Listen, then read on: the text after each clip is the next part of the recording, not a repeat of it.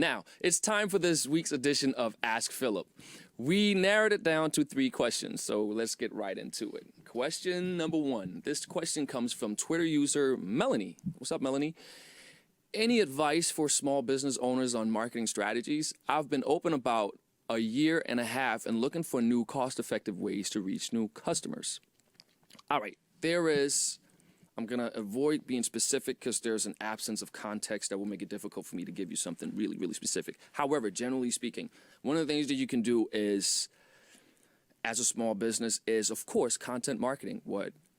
Put out stuff that's valuable. If you're selling something about, let's say, you have a health-oriented product, talk about things that give health tips. For instance, my business is, I'm a real estate developer and a fintech CEO, meaning that I have an app that allows people to invest into what we do. I never actually sell my real estate. I just give advice. And through that, honestly, from scratch, friends and families of followers, we did over $1 million. And that was just from putting out value every day. Not selling anything, just doing that. That's one way. Another way you can get in front of customers, specific advice, you can use influencer marketing.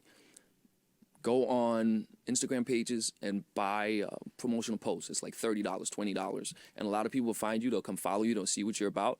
And that's one of the ways that I could say you can do that. But just look to always add value first, second, and third. And everything else seems to fall into place. That's what I would say. Now, this next question comes from True Free Living on Parler. Why shouldn't workers own the business that they create wealth for? Shouldn't workers have a say in how a business is run? I'm trying to be really nice in how I answer this question, but the short answer is no.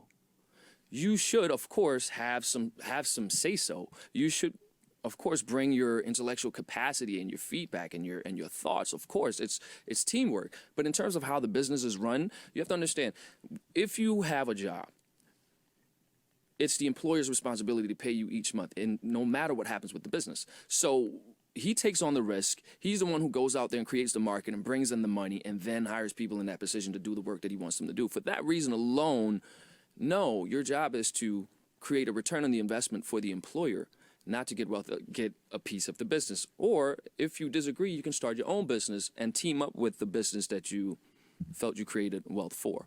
That's a way. But no, you really shouldn't just think because you're doing a job that you should automatically get equity. It's just not how life works. Okay? But just some grown-up advice here. Now, our last question comes from Teeter on Twitter. Do you think malls and retail stores are dead? Now, this is one of those questions, and it doesn't really matter what I think. The reality of the situation is that most of them aren't really open and people aren't really shopping. So the idea of a mall was already it was transforming at best. Some think the malls were dying. Retail as an asset class in real estate is totally crushed, along with hospitality and office for obvious reasons.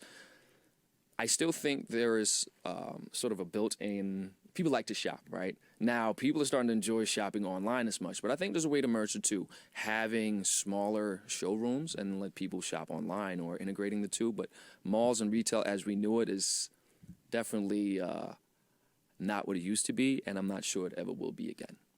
I hope that answers your question. Now, if you want to hear your question live, make sure to follow us on social media. Ask us a question on Facebook, Twitter, Instagram, and Parler @BowTV, and we will feature you on next week's show.